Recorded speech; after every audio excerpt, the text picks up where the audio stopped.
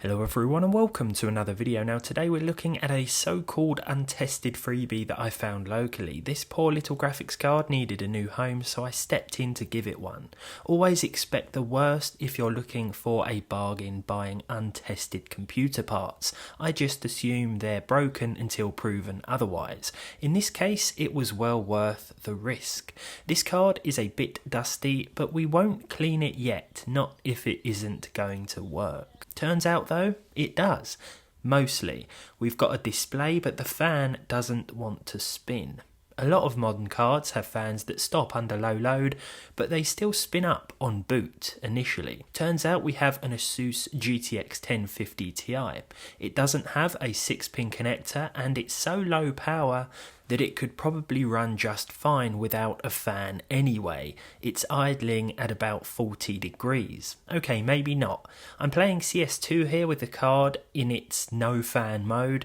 We're hitting over 80 degrees and it's only been about 30 seconds. I didn't think it would get this hot. Now this isn't a dangerously high temp, but the higher this rises, the more likely the card is to start throttling, basically lowering its own clock speeds to try and stay cool. With a 1050 Ti in 2026, we don't really want to be losing any more frames. So I've taken it back outside for a closer look, and behold, Mr. Observant here somehow missed this earlier on. It looks like the fan header is dislodged. Well, it's sort of in here, but it's stuck at a weird angle. No wonder it's not spinning.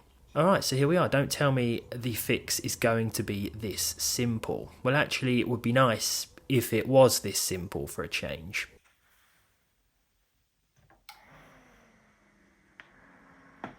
It was that simple. I can confirm that all the cards' ports are working too, as well as the fan. Now I've been guilty of selling a couple of cards in the past where I've forgotten to check all the ports and they've ended up being returned. It's one of the first things I check now. I make sure the HDMI display port and DVI ports are all working correctly. Alright, so back in CS2, and this is so much better. The card is staying at over 1700 MHz now, whereas before it began to drop to under 1500. It turns out that it was starting to throttle before, and therefore shaving some of the performance off the top. It's at least 20 degrees cooler now. It should run even cooler still if we clean it up a bit. It's absolutely filthy. So let's cue the cleaning montage.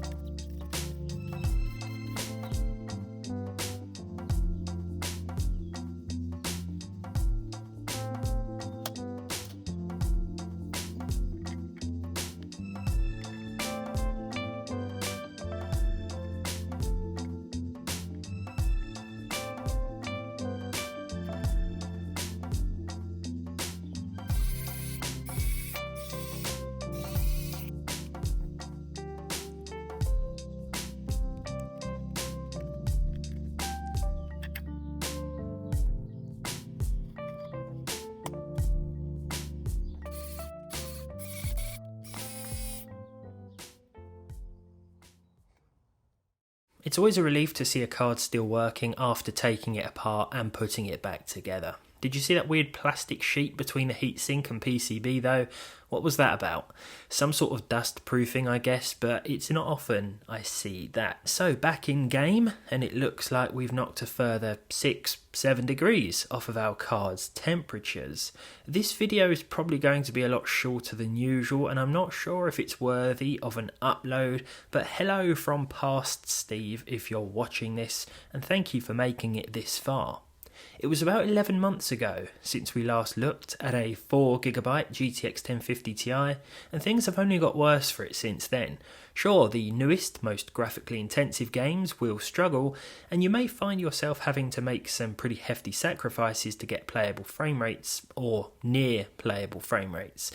This is definitely best suited to older games or esports titles where it'll still exceed 60 frames per second, with still somewhat respectable visual options. Overwatch with the high settings and CS2 with the high settings are both two titles that spring to mind.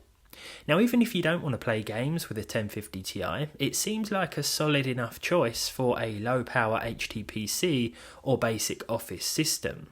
I think it was still worth saving, because hopefully it can live on as part of someone else's rig for many years to come, now that it's had new paste and the dust has been removed.